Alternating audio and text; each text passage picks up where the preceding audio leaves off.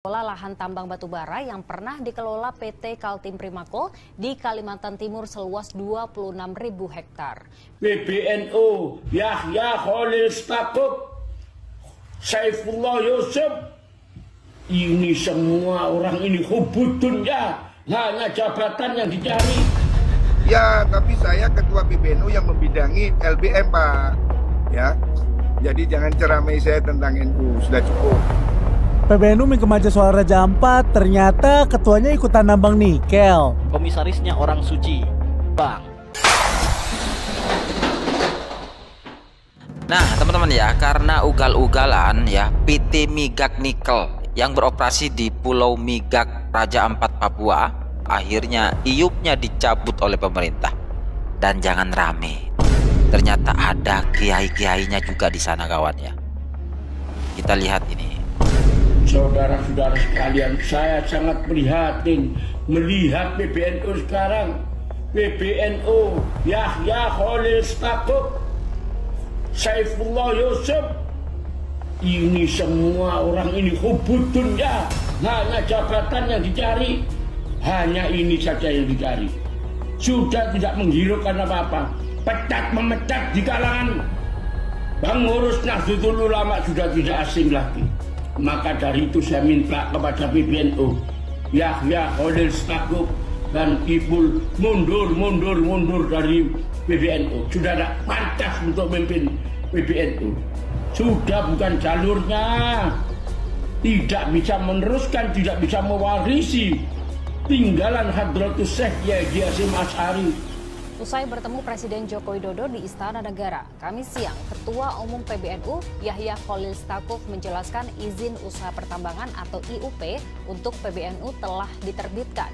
PBNU akan mengelola lahan tambang batubara yang pernah dikelola PT Kaltim Primako di Kalimantan Timur seluas 26.000 hektar. PBNU mengkemaja soal Raja Ampat, ternyata ketuanya ikutan nambang nikel. Jadi gini, nama ketua pengurus besar Nahdlatul Ulama Ahmad Fahru Rozi lagi rame diomongin nih. Gimana enggak, nama beliau masuk ke jajaran komisaris PT Gak Nikel. Itu loh salah satu perusahaan yang lagi jadi hujatan karena aktivitas pertambangannya di Raja Ampat. Waduh, tapi nih si bapak sih ngakunya nggak bawa-bawa nama PBNU ya.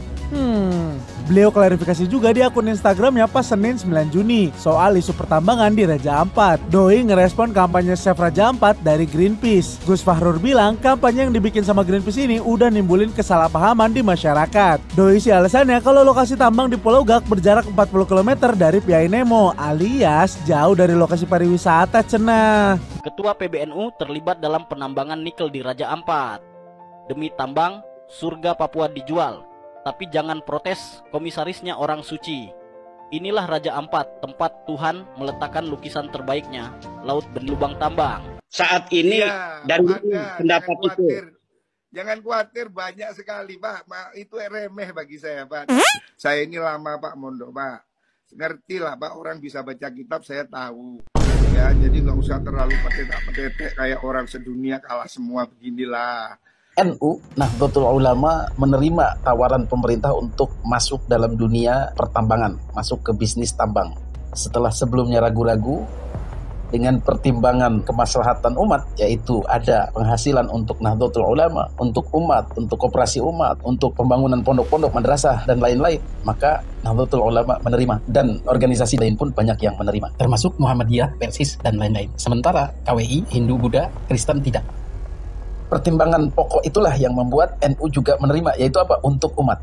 Tetapi penerimaan tawaran bisnis tambang ini seharusnya disesuaikan dengan fikihnya, disesuaikan dengan Qur'annya, disesuaikan dengan hadisnya, disesuaikan dengan kondisi keagamaan yang ada. Baru insya Allah berjalan mulus. Tetapi dalam perjalanannya ternyata pengelolaan bisnis tambang oleh NU ini diberikan kepada orang-orang yang kurang capable, kurang mumpuni, kurang berintegritas, kurang akhlak lah rupanya begitu.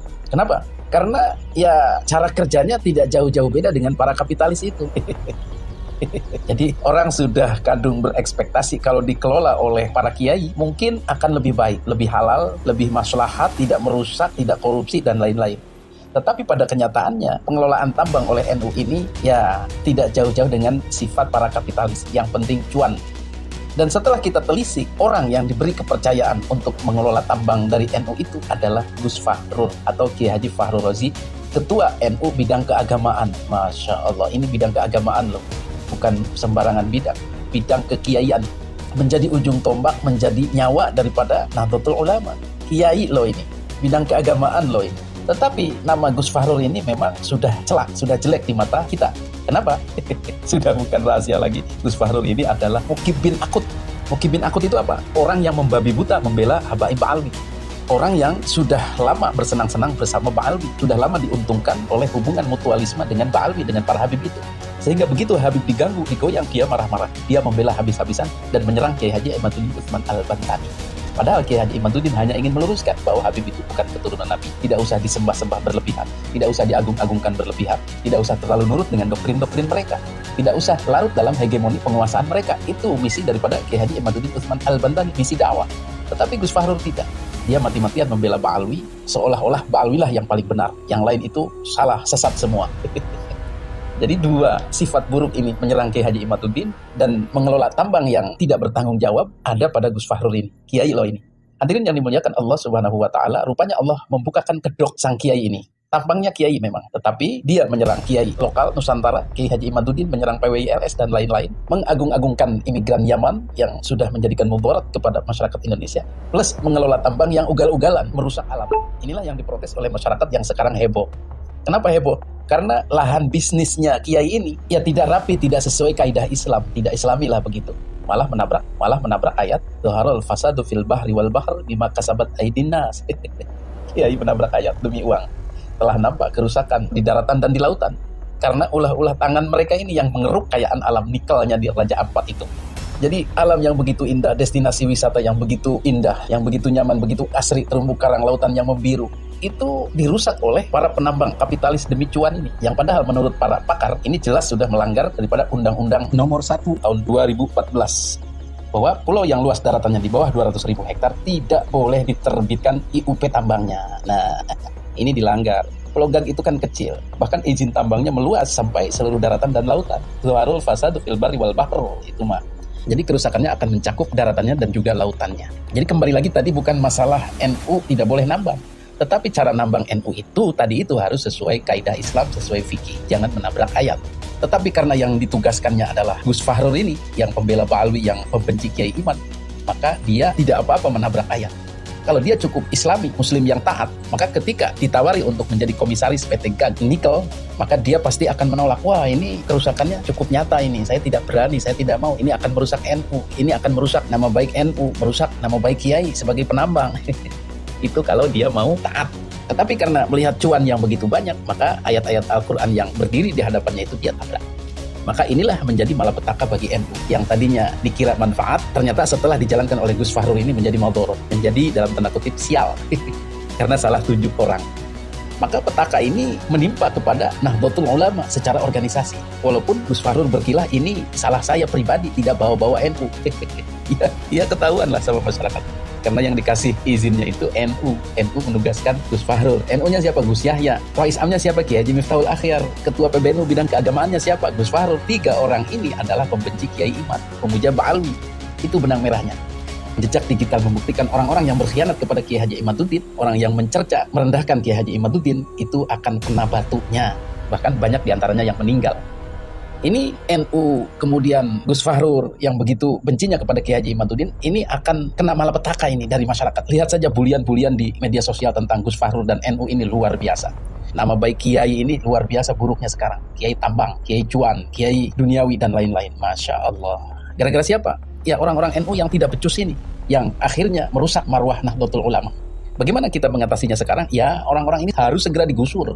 Gus Fahrur harus segera ditarik dari komisaris PT Gag Nikel, bersihkan nama NU dari sana, keluar dari tambang. Gus Yahya juga harus bertanggung jawab, berhentikan dari NU, keluar dari NU. Kiai Haji Miftahul Akhyar juga begitu, NU harus direstorasi.